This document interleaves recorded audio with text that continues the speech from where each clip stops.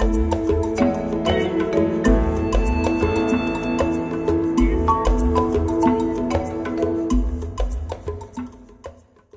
à Peter. Merci à Peter. Et c'est une grande occasion d'entendre son cœur et ce qui brûle dans notre cœur. C'est ce qui est important, mes frères et sœurs. Si notre cœur ne brûle pas au-dedans de nous, nous sommes les gens les plus tristes, on tourne sur nous-mêmes. Mais quand notre cœur brûle pour le Seigneur, ça c'est intéressant. Notre vie a du goût, notre vie vaut la peine d'être vécue. On ne vit pas par principe, mais on vit avec notre cœur et on s'attend à la grâce du Seigneur. Et la parole est toujours là pour nous parler, pour nous encourager. Alléluia. Très bien. Je voulais parler avec vous de ce qui brûle justement dans notre cœur, mais notre frère aurait pu continuer. Il était dans le sujet. Et donc, voilà, je crois que nous sommes appelés à partager l'Évangile de plus en plus. L'œuvre que Dieu a fait, on est sauvé pour participer à la construction de l'Église et pour en sauver d'autres. On a trouvé un trésor, et ce trésor a une grande valeur.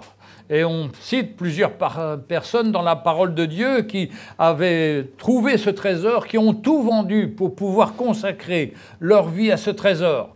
Et c'est à cela que nous sommes appelés, parce que quand on sert le Seigneur de tout notre cœur, c'est là qu'on est béni, qu'on est fortifié, que le temps passe à grande vitesse, mais on sert que notre vie, elle est une bénédiction pour tous ceux qui sont autour de nous. Et c'est à cela que nous sommes appelés, à être une lumière, comme disait notre frère, pour que l'Évangile puisse briller autour de nous. Et je rends grâce au Seigneur pour la grâce de Dieu de pouvoir connaître l'Évangile. C'est quelque chose qui m'est arrivé comme à vous sans qu'on s'attende. On ne cherchait pas Dieu, nous dit la parole. C'est Dieu qui nous cherchait. Il avait un plan pour nous et il nous a tendu la main et il a parlé à notre cœur. Et c'est devenu une révélation dans notre cœur qui a fait qu'on a été changé, transformé et qu'on n'est plus les mêmes, c'est-à-dire égoïstes, pensant qu'à nous-mêmes. Non, le Seigneur a élargi notre cœur, il a fait une œuvre dans chacun d'entre nous et on a à cœur donc de partager cet évangile. Je me rappelle quand nous avons été appelés par le Seigneur avec Sonia, il y a des années, au moment de notre mariage, après notre mariage, déjà on servait le Seigneur, mais j'ai eu ce verset dans Acte 17 et verset 30, si on peut le prendre, Acte 17, verset 30.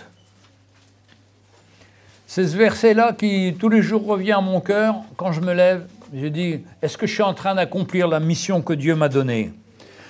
Acte 17, verset 30, « Dieu, sans tenir compte des temps d'ignorance, annonce maintenant à tous les hommes, en tout lieu, qu'ils aient à se repentir, parce qu'il a fixé un jour où il jugera le monde, selon la justice, par l'homme qu'il a désigné, ce dont il a donné à tous une preuve certaine en le ressuscitant des morts. » Et nous savons que cette preuve certaine qui est ressuscité des morts, c'est Jésus-Christ.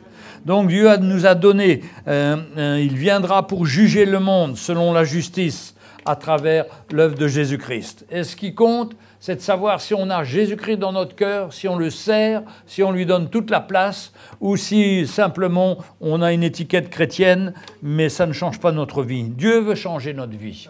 Et ça, c'est la grâce de Dieu. Et Dieu, sans tenir compte des temps d'ignorance, nous appelle à annoncer à tous les hommes et en tout lieu qu'ils aient à se repentir. Quand on a reçu ce verset-là, c'est au temps où nous enregistrions des petites cassettes avec notre témoignage pour faire connaître aux autres l'Évangile. Et comme j'ai souvent raconté, on avait fait une photo, on avait mis notre témoignage, quelques musiques, et puis on a distribué à tous les gens du village. Et les gens ont été touchés, la grâce de Dieu s'est révélée à leur cœur. Et Dieu a des plans pour chacun d'entre nous, afin que nul n'ignore autour de nous que nous sommes nés de nouveau, que nous appartenons à Jésus et qu'ils peuvent être changés par le Seigneur. Et c'est ça la grâce que Dieu nous donne, c'est d'être porteur de sa lumière là où il nous a placés. Alors souvent on dit « Ah, mais moi je voudrais avoir un réveil, je voudrais ci, je voudrais ça ». Non, mais tout est en nous. Et quelqu'un me disait « Mais comment tu fais ou comment ça s'est passé pour vous ?» Mais je crois que le Seigneur nous confie à chacun des pieds, des mains, qu'on peut s'en servir. On a une intelligence aussi, et Dieu peut nous donner des idées que nous n'avons pas. mais c'est ses idées à lui, et ces idées à lui sont des idées qui vont permettre de porter l'Évangile avec les moyens qu'il nous donne. Par exemple, ma femme, elle fait des gâteaux ou elle fait des petits plats pour les voisins ou les voisines, pour aller leur porter. C'est un moyen d'avoir un contact avec ces personnes, d'aller lui témoigner de l'amour du Seigneur. Et puis au début, nos voisins, ils étaient très négatifs, très réactifs, mais on a persévéré. Et puis, quand la voisine à côté était malade, elle nous a appelés pour qu'on vienne prier pour elle.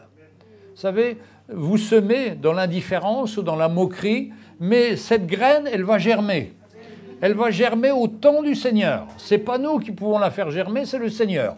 Nous, on peut arroser, c'est-à-dire prier, et puis arrive un moment où la personne passe devant une épreuve. Et là, elle se rappelle.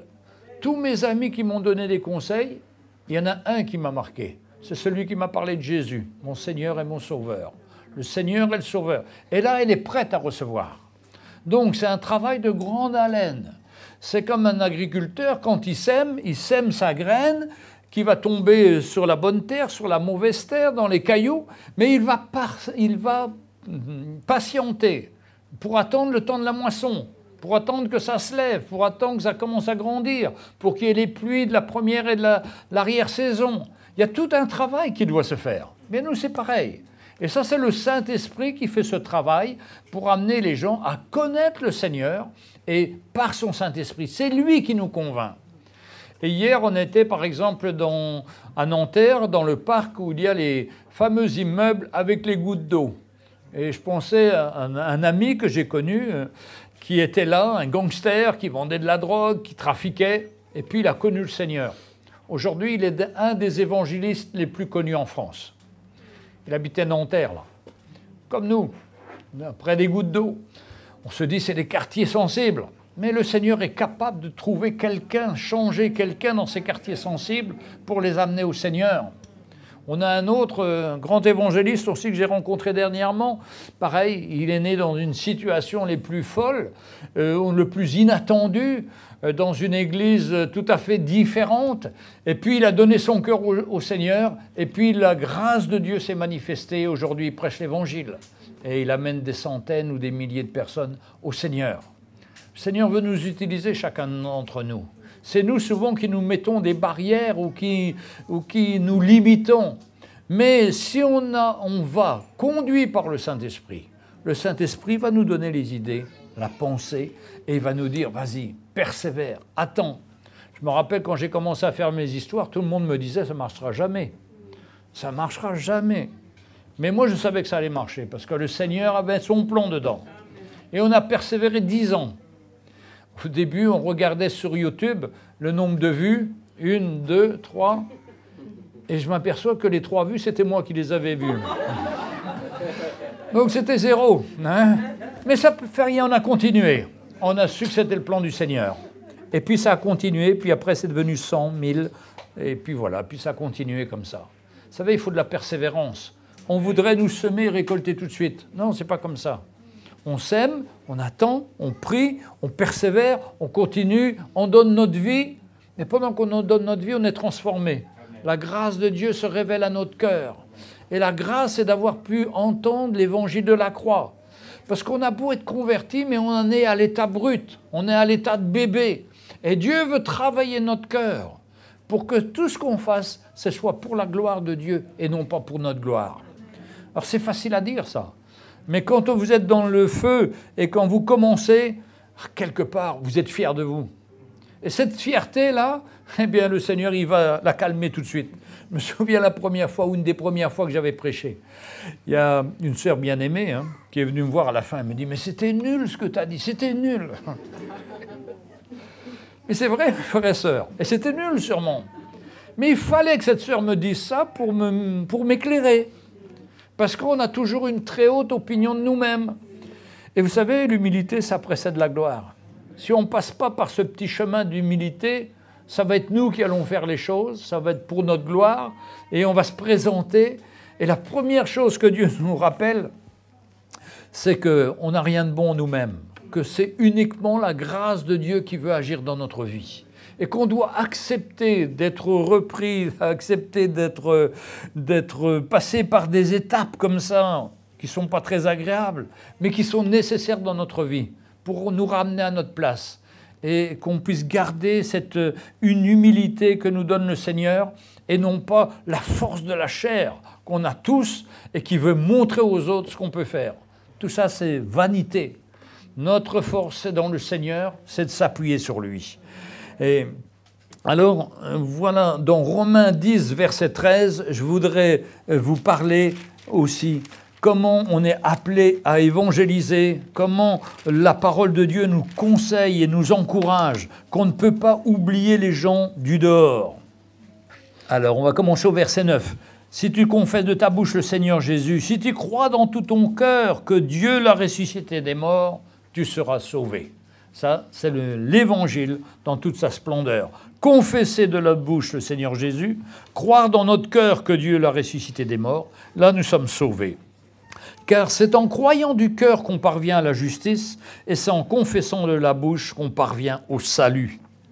Selon ce que dit l'Écriture, quiconque croira en lui ne sera point confus. Il n'y a aucune différence en effet entre le juif et le grec, puisqu'ils ont tous un même Seigneur qui est riche pour tous ceux qui l'invoquent. Car quiconque invoquera le nom du Seigneur sera sauvé. Voilà l'Évangile. Quiconque invoquera le nom du Seigneur Jésus, bien sûr, à travers sa mort et sa résurrection. Et le Seigneur veut qu'on puisse être ces instruments qui vont faire connaître aux autres que s'ils invoquent le nom du Seigneur, s'ils se tournent vers lui, eh bien, ils vont connaître le salut, leur cœur va être touché par Dieu, et puis ils vont avoir la justice de Dieu. On devient juste. C'est incroyable. Le moindre voleur, quand il confesse le Seigneur Jésus, il devient juste. La grâce de Dieu est possible pour lui. On a connu bien des gangsters qui nous racontaient leurs témoignages, souvent en prison. Le Seigneur les a arrêtés, le Seigneur s'est révélé à eux. Certains ont vu même le Seigneur apparaître dans leur prison et leur dire « Mais pourquoi tu ne me connais pas? Pourquoi tu ne laisses pas ma vie venir en toi ?» On rappelle d'un pasteur qui était ferrailleur après, qui était très connu au point du jour, et qui, dans sa prison, a eu la révélation du Seigneur et tout a été pardonné. Et il est sorti dans une nouvelle créature. C'est merveilleux ce que Dieu fait. Dieu change les hommes. Dieu manifeste sa grâce. Mais comment entendront-ils, verset 14, « Comment donc invoqueront-ils celui qu'ils n'ont pas cru? Et comment croiront-ils en celui dont ils n'ont pas entendu parler? Et comment entendront-ils parler s'il n'y a personne qui prêche ?» Comme quoi, on a appelé chacun d'entre nous, hommes et femmes, à prêcher l'Évangile autour de nous. Vous savez, c'est un grand conflit, souvent, sur le ministère des femmes et tout. Et le ministère des femmes, elles peuvent prêcher l'Évangile, elles peuvent être des instruments du Seigneur, aucun problème. La seule chose qui est recommandée dans la Bible pour les épouses, c'est pour les femmes, c'est de ne pas prendre autorité sur l'homme. Mais une femme peut apporter l'Évangile. Vous n'êtes pas limité parce que vous êtes une sœur. Au contraire, vous soyez un instrument du Seigneur. Servez le Seigneur de tout votre cœur. Comment donc invoqueront-ils s'ils n'ont pas cru? Et comment croiront-ils en celui dont ils n'ont pas entendu parler? Et comment entendront-ils parler s'il n'y a personne qui prêche? Et comment y aura-t-il des prédicateurs s'ils ne sont pas envoyés selon il est écrit? Qu'ils sont beaux les pieds de ceux qui annoncent la paix, de ceux qui annoncent de bonnes nouvelles. Ben voilà, les prédicateurs, ils sont là ce matin, dans la salle. Les frères, les sœurs, même les enfants. Les enfants peuvent être des témoignages extraordinaires. Il ne sait pas leur âge qui les arrête. Je me souviens, nos enfants, quand ils étaient tout petits, ils allaient voir le gars qui rangeait les poubelles dans l'immeuble, et puis il leur parlait de Jésus, il lui parlait de Jésus. Et c'est ça la grâce du Seigneur. Je ne sais pas si c'est donné au Seigneur, mais le Seigneur a marqué cet homme par l'évangile qu'il a entendu. Et un jour, le Seigneur va faire pousser cette graine et il va penser au Seigneur et il va se tourner vers lui. C'est la grâce de Dieu. On ne sait pas, mais c'est ses plans à lui qui se réalisent. Ce n'est pas nous qui convertissons les uns et les autres. Nous, on sème la graine et c'est le Seigneur qui fait croître. Amen. Alléluia. Et comment Jésus a été envoyé auprès des brebis d'Israël, nous dit la parole. Dans Matthieu chapitre 15, verset 24, quand on demande à Jésus, quand Jésus parle qu'il était envoyé d'abord aux brebis d'Israël. 24, Matthieu 15, 24. Hop, voilà. C'était avec cette femme syro-cananéenne. Hein, et elle venait là, elle était sous la table, là. Et au 24, alors ma fille est cruellement tourmentée par un démon, dit-elle à Jésus. Elle répondit pas un mot. Et ses disciples lui dirent avec insistance, renvoie-la, car elle crie derrière nous. Il répondit, je n'ai été envoyé qu'aux brebis perdues de la maison d'Israël. Mais elle vint se prosterner devant lui en disant, Seigneur, secours-moi. Il répondit, n'est pas bien de prendre le pain des enfants et de le jeter aux petits chiens. Oui, Seigneur, dit-elle, mais les petits chiens mangent les miettes qui tombent de la table de leur maître. Alors Jésus lui dit, femme, ta foi est grande, qu'il te soit fait comme tu veux. Et à l'heure même, sa fille fut guérie. Le miracle du Seigneur. Jésus ne devait pas la guérir, elle n'était pas juive. Mais cette femme a insisté. Et c'est pour ça que la détermination qu'on doit avoir dans notre vie pour le Seigneur, on doit toujours insister. Parce que ce sont les violents qui s'emparent du royaume de Dieu. C'est vrai qu'on peut arriver au culte à 10h15, 10h30, mais vous allez perdre beaucoup. C'est vous qui allez perdre. Si vous venez avant, on a préparé notre cœur. On commence par la louange, on loue le Seigneur. Mais tous nos fardeaux disparaissent. Tous nos soucis de la semaine disparaissent. On regarde à lui et lui nous bénit, lui parle à notre cœur. On perd beaucoup, les frères et sœurs. Pour ça qu'il faut venir avec un cœur déterminé, sachant que Dieu veut nous parler ce matin. Sachant que Dieu a un message pour moi. Il veut me laisser quitter ma léthargie, ma passivité, pour que je puisse avoir cette vie de l'esprit, être rempli de son esprit, être un témoignage pour lui. Et vous verrez, moi je me souviens, je faisais 250 km pour venir au culte. Parce que j'avais besoin, parce que c'est nécessaire, parce que je recevais pendant ce message. Et nous devons recevoir dans notre cœur.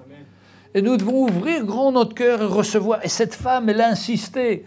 Ah oui, mais elle dit à Jésus, mais les pains, les miettes de pain qui tombent de la table des maîtres, les petits chiens les ramassent. Donc elle s'humilie, elle s'abaisse au niveau d'un petit chien. Et Jésus lui dit, ma fille, ta foi est grande, ta foi est grande, qu'il te le soit fait comme tu veux. Et sa fille a été guérie. Mes frères et sœurs, quelle grâce! La grâce du Seigneur. Ce soir, ce matin, cet après, le Seigneur est là, sa grâce est là. Veuillons nous approcher. Peut-être qu'on recevra que des petites miettes, mais prenons ces petites miettes, recevons-la. Et ça va produire des grandes choses dans notre vie et ça va me toucher notre vie puissamment. Dans Jean 4,9, aussi la femme samaritaine, elle est au bord du puits. C'est une femme prostituée, rejetée par tous. Elle a eu 5 maris. Tous les gens du village la regardent comme une étrangère, comme une femme pécheresse. Mais Jésus va auprès d'elle et lui parle. Et il se met à son niveau en lui parlant de cette eau qu'il a besoin de boire. Il dit, j'ai soif, donne-moi à boire. Il se met à son niveau. Il n'est pas rentré dans la théologie, il n'est pas venu lui annoncer une nouvelle religion. Il est venu parler à son cœur et il se met à son niveau. Et nous, mes frères et sœurs, on voudrait évangéliser peut-être que nos amis qu'on connaît, mais le Seigneur nous montre des gens qui sont autour de nous et qui sont dans des situations physiques ou matérielles difficiles, qui sont clochards, qui sont prostitués, qui sont drogués. Et Dieu nous a dit, si Dieu nous met à cœur d'aller parler à telle ou telle personne, eh bien on ne doit écouter ni la chair, ni le sang, ni nos raisonnements. On doit y aller, parce que c'est le Seigneur qui nous envoie. On voit des fois des gars habillés en punk avec des couteaux, avec des trucs terribles sur eux. On se dit, mais Seigneur, il va me tuer. Mais non, si le Seigneur te dit d'aller, vas-y. Parce que le Seigneur a mis en toi une puissance, le Saint-Esprit, pour que tu puisses lui parler avec foi, mais avec la puissance du Saint-Esprit. Vous savez, l'Évangile est une puissance, nous est dit, dans 1 Corinthiens, chapitre 1, verset 7. C'est la puissance de Dieu pour le salut de quiconque croit. Il y a une puissance en nous. Ce n'est pas des mots qui vont sortir, c'est la puissance de Dieu. Nous, des fois, on ne va même pas comprendre tout ce qu'on dit, parce que ça va être conduit par le Seigneur. Le Seigneur va nous donner de parler à une telle personne, et puis on voit la personne qui pleure. Jamais on n'avait pensé qu'elle allait pleurer. Des fois même, on est surpris. Mais c'est le Seigneur qui parle à son cœur, qui utilise une phrase que vous avez dite, que vous avez 5 minutes après oublié, mais elle n'a pas oublié. Ça a touché son cœur et ça a parlé à cette personne et cette personne vient vous voir. Je me rappelle, j'étais dans le train un jour avec le frère Roland et je voyais une femme qui pleurait. Et donc je me dis, mais c'est bizarre, Seigneur, aide-moi, donne-moi d'aller lui parler. C'était une dame qui avait une 60aine d'années. Je suis allé la voir et je lui dis, mais Jésus est la solution à votre problème. Elle m'a écouté comme ça, elle était saisie et je sais qu'elle a donné, et on a prié ensemble avec elle, elle a donné son cœur au Seigneur. Nous ne devons pas avoir peur, nous ne devons pas avoir honte. La puissance de l'Évangile est là pour convaincre les gens et c'est à nous de porter ce trésor et de l'apporter aux autres. Quand je voyais un gars comme David Wickerson, qui était pasteur, et puis qui voit dans le bas de sa rue tous les drogués qu'il y avait à New York, dans Times Square, qui était à l'époque en ruine, tout était cassé, il n'y avait que des drogués qui vivaient là, dans les bâtiments abandonnés. Et le Seigneur lui a dit, va leur parler du Seigneur. Et lui, c'était comme moi, un pasteur, mais on préfère parler à des gens normaux qu'aller voir les drogués. Mais quand même, il a eu peur. Et puis il a été quand même. Et puis il y avait tous ces gros gars qui étaient prêts à le tuer, qui le menaçaient. Mais il a prêché l'Évangile. Et le cœur des uns, en particulier de Nicky Cruz, a été touché. Et cet homme a été changé par la grâce du Seigneur. Le miracle du Seigneur est au bout des fois de l'annonce de l'Évangile, parce que Dieu veut manifester sa gloire. Et puis des fois, vous ne voyez rien pendant des années, pendant des mois. Mais quelques années plus tard, c'est d'autres qui vont récolter. Parce que ce que vous avez semé, un jour va germer. Et c'est ça la grâce du Seigneur. Et puis, on a un Seigneur qui fait des miracles, qui guérit les corps, qui intervient dans les situations. Et on parlait hier d'un frère que j'ai connu qui s'appelait Georges Duc. C'est une histoire incroyable parce que Georges Duc a été renversé avec sa moto alors qu'il travaillait aux impôts à Marseille par une voiture qui l'a renversé et il est tombé, fracture de la colonne vertébrale. Et lui, vous savez, comme tous les bons Français, il se dit, bah, je souffre, mais je vais le faire payer ce gars-là. Donc, je ne vais pas me faire soigner tout de suite, je vais rester à souffrir jusqu'au moment du procès pour avoir un maximum d'indemnité. Et il était dans un cœur plein de rancune, plein d'amertume. Et puis un jour, il y a un gitan qui passe dans la rue. Et le gitan, il entend les cris de cet homme. Parce qu'il était dans son lit et criait. Et il va frapper à la maison. Et il demande à cette dame qui lui ouvre, « J'entends quelqu'un qui crie là. » Il dit, « Qui c'est ?»« Ben, c'est mon mari. Mais moi, mon Jésus, mon Dieu que je connais, veut le guérir. Et je veux aller prier pour lui. » Et la femme voit tout de suite que c'est un gitan, elle referme la porte et elle va voir son mari. Et son mari dit, lâche les chiens, je ne vais pas le voir. Et donc cet homme avait mis tout contre lui. Mais le gitan, il a continué, il a persévéré. Il a dit, mon Dieu va guérir ton mari. Et il a insisté. Et il est monté dans la chambre. Et il a imposé les mains à Georges Duc, qui était pleurait, qui était fini, qui souffrait. Il était la drogue toutes les heures pour le calmer. Et là, tout d'un coup, il s'est levé du lit. Et il s'est levé, il était guéri par le Seigneur. Il a pris sa voiture, il est descendu 15 km plus loin pour aller voir son médecin. Dès que le médecin l'a vu arriver, « Bougez pas, vous allez mourir, bougez pas. Votre colonne vertébrale est cassée. » Non, il dit, « Jésus m'a guéri. » Non, le gars, il dit, vous êtes fou, vous avez bu, vous avez fait quelque chose. Et puis, pour finir, ils l'ont emmené à l'hôpital. Ils ont fait les radios. Il avait une colonne vertébrale neuve. Mais pendant 5 ans, la sécurité sociale n'a pas voulu reconnaître le miracle. Elle disait toujours, il faut attendre, ça va se finir mal, ça va se finir mal. Ils n'avaient pas de réponse. Mais pendant 5 ans, il a touché ses indemnités. Mais après, ils ont demandé de rembourser la sécurité sociale. Ils n'avaient pas perdu le nord, eux. Hein. Mais vous voyez, des fois, on se met dans des situations, franchement, on ne mérite pas. Et dans le témoignage de Georges Duc, il explique ça, que pour lui, il avait abusé du système, comme nous, souvent, les Français. On veut avoir le maximum, tirer le maximum suite à une catastrophe. Mais la grâce de Dieu, elle est passée au-dessus de tout ça.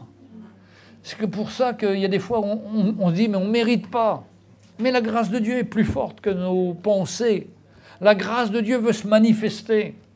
Bien sûr, plus vite on s'aligne avec le plan de Dieu, et plus vite les choses sont résolues aussi.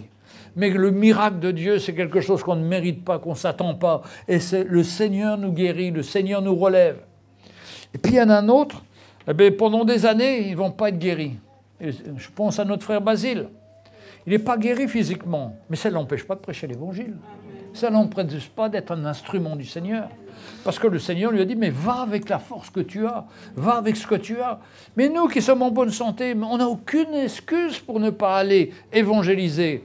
On doit au contraire aller de tout notre cœur, partager notre cœur, la santé que Dieu nous donne, la vie que Dieu nous donne, qu'on puisse être un instrument du Seigneur et partager l'Évangile avec tous ceux qui sont autour de nous, afin de connaître la grâce du Seigneur.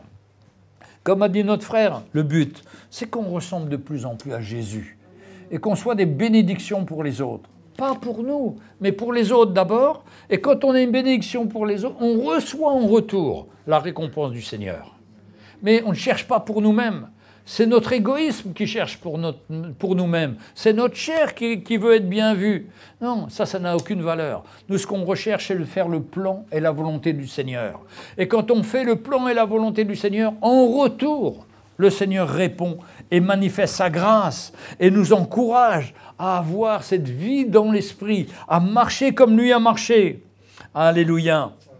Mes frères et sœurs, nous sommes appelés à faire comme Philippiens 2, verset 5, où il nous parlait de Jésus, ce qu'il a fait quand il est venu sur cette terre. Ça, c'est la clé aussi pour le servir. Philippiens 2, verset 5.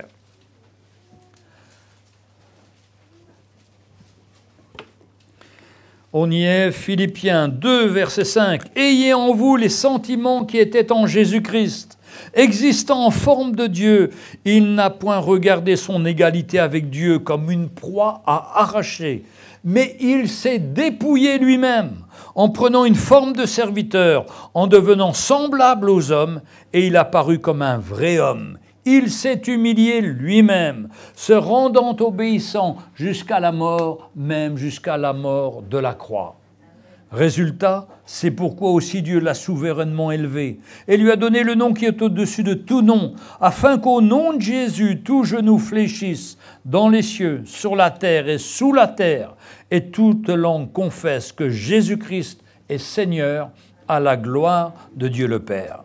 Vous voyez, on doit avoir ces sentiments en nous, comme a eu Jésus, qui existait, lui, en forme de Dieu, qui n'a point regardé son égalité avec Dieu en se disant « mais moi je suis comme Dieu, mais pourquoi je viens sur cette terre ?» Non, il a accepté, il a renoncé à cette égalité et il s'est dépouillé lui-même. Moi, trop souvent, c'est les gens qui nous dépouillent. C'est vrai. On n'aime pas être dépouillé, on n'aime pas être dans une situation de faiblesse. Ça, c'est notre chair. Mais si c'est le Seigneur qui nous conduit, c'est pour mieux parler à notre cœur, c'est pour qu'on puisse comprendre son plan, c'est qu'on puisse enlever notre certitude humaine, notre apitoiement sur nous-mêmes, notre sécurité dans l'homme. Non, notre sécurité dans le Seigneur, comme disait notre frère. C'est tellement important. Mais pour ça, il faut être dépouillé du reste. Et ce qui est Jésus, c'est qu'il s'est dépouillé lui-même. Je dis souvent, c'est les situations qui nous dépouillent, les impôts, les situations, ils nous dépouillent tous. Hein. Mais quand on se dépouille soi-même, quand on accepte d'abandonner nos droits et de dire « Non, Seigneur, je veux faire ça pour toi. Je veux mourir à moi-même. Je ne veux pas être élevé, mais je veux m'humilier devant toi. » Eh bien, il est certain, comme Jésus a été élevé, le Seigneur nous élève. Mais pas une élévation de la chair, une élévation dans l'esprit, pour qu'on soit un parfum d'une bonne odeur pour le Seigneur, pour qu'on soit un instrument utile à l'œuvre de Dieu, qu'on soit ces vases de gloire pour le Seigneur, qui, quand on est en présence de ces hommes et de ces personnes, on ressente la présence du Seigneur, et on dit, mais Seigneur, donne-moi, je veux être comme lui, je veux te ressembler, et nos vies changent, et on a un modèle devant nous, et on s'attend vraiment à la grâce du Seigneur. Donc le Seigneur est fidèle, mes frères et sœurs, il veut nous équiper. Maintenant, Vous allez me dire comment on fait de l'évangélisation, par quels moyens? Je crois que c'est un style de vie. J'ai eu trop longtemps, j'ai connu des églises où dimanche après-midi, on faisait réunion d'évangélisation. Mais il n'y avait que les chrétiens qui venaient. Il n'y avait personne. Parce que les poissons, les gens extérieurs, les gens qui ne connaissent pas le Seigneur, ils ne sont pas dans l'église, ils sont dehors. Et il est important de sortir, et il est important d'aller. D'ailleurs, toute la parole de Dieu nous encourage à aller. Hein. Matthieu 28, hein, ça commence par aller. Ça veut dire pas rester dans vos églises, mais aller là où il y a des pécheurs. Matthieu 28, chapitre 28.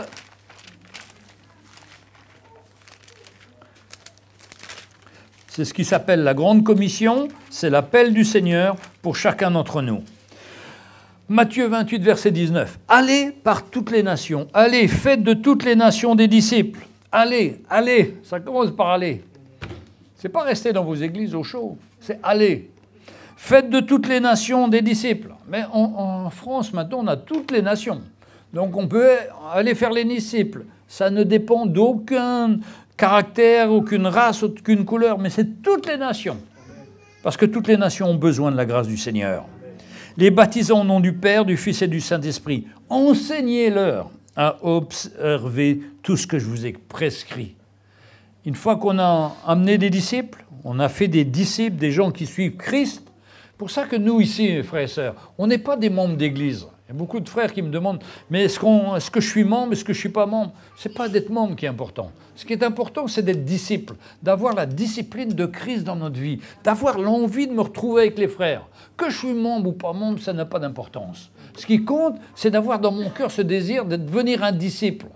C'est pourquoi on va commencer les cours de base le jeudi et qu'on veut vous aider à devenir des disciples. Parce qu'un disciple, il suit son maître. Il suit le maître qui est Jésus.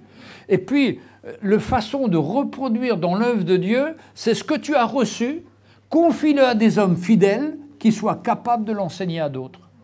Ce que tu as reçu dans ta vie, tu ne peux pas le garder pour toi, il faut que tu le partages. Et quand tu le partages à des hommes qui sont fidèles, des hommes et des femmes qui sont fidèles, là, ils comprennent l'Évangile et à leur tour, ils vont partager à d'autres. C'est pour ça que ce n'est pas le berger seul qui fait des brebis. Heureusement, c'est les brebis qui font des brebis.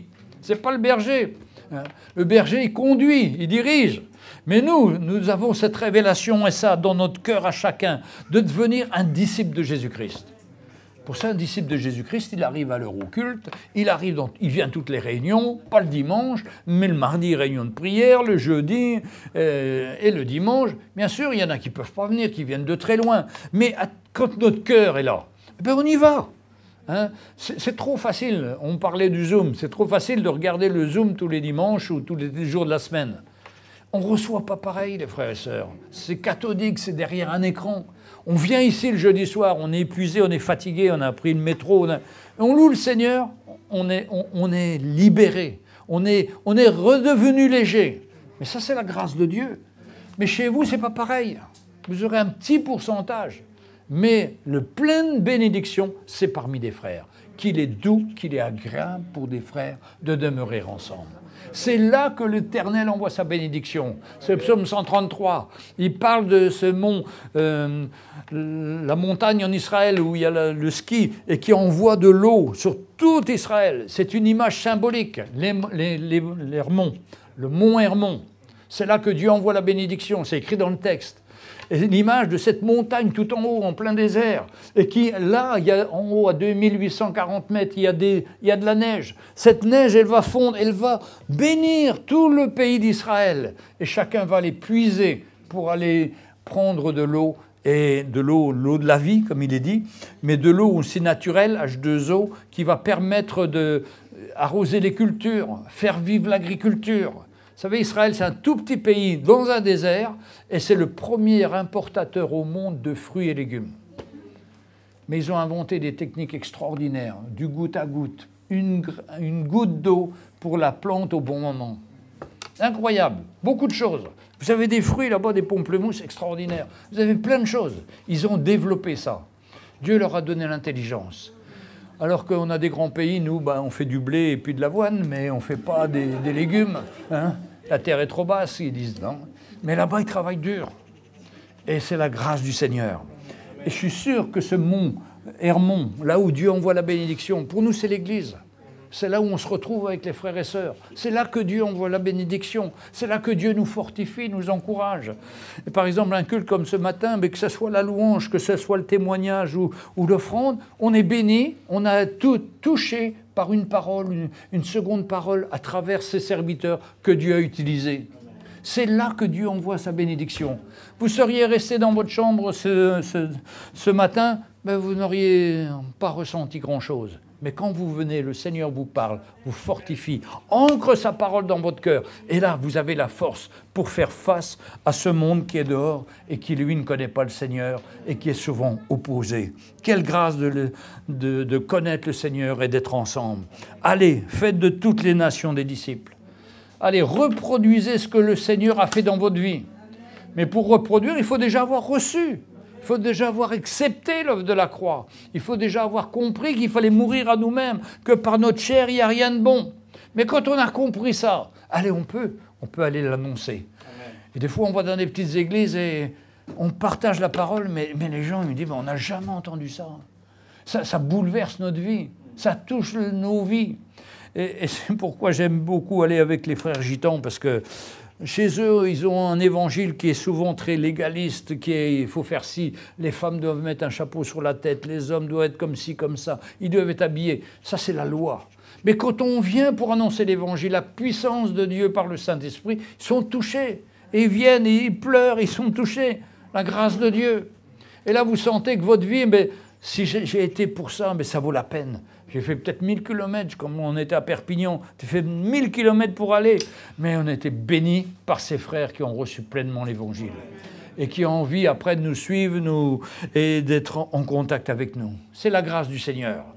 Après, bien sûr, la vie reprend, il nous oublie, mais on retourne. Et puis on continue, et l'œuvre se fait. Et petit à petit, ça construit. On n'a pas entendu l'Évangile une seule fois, mes frères et sœurs. L'Évangile vient dans notre cœur, frapper tous les dimanches, pendant la semaine. Et comme ça, on est édifié et on s'attend au Seigneur. Amen. Alléluia. Pour ça que quand on veut évangéliser aussi, on trouve ça dans Acte 2, comme on le lisait ce matin, quand l'évangélisation a commencé pour l'Église qui était naissante, au niveau des actes des apôtres. Après la résurrection de Jésus, les apôtres, ils étaient tout tremblants. Ils étaient dans cette chambre haute à Jérusalem. Et Jésus leur dit, mais restez à Jérusalem. Mais eux, ils ne veulent pas rester à Jérusalem parce qu'ils savent que c'est là qu'il y a tous les adversaires, leurs adversaires. Et ils ont peur d'être tués. Mais Jésus dit, allez, attendez dans la chambre haute. Et ils sont allés. Et là, ils ont prié. Et là, le Saint-Esprit est descendu sur eux le jour de la Pentecôte. Et là, ces gars qui étaient timides, qui étaient craintifs, comme nous on peut l'être à certains moments de notre vie, on reçoit le Saint-Esprit, on sort, on prêche l'Évangile.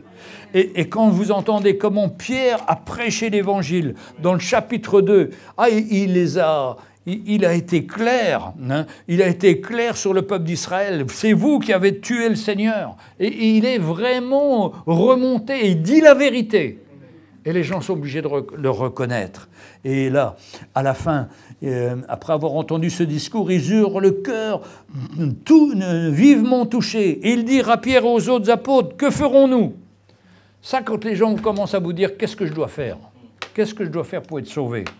Pierre leur dit, repentez-vous, et que chacun de vous soit baptisé au nom de Jésus-Christ pour le pardon des péchés, et vous recevrez le don du Saint-Esprit. Ce qui a changé ma vie et ce qui a changé la vie de beaucoup de frères et sœurs, c'est quand on a dit un jour, que devons-nous faire pour être sauvés? Et c'est là que la vie commence. Amen. Quelle grâce!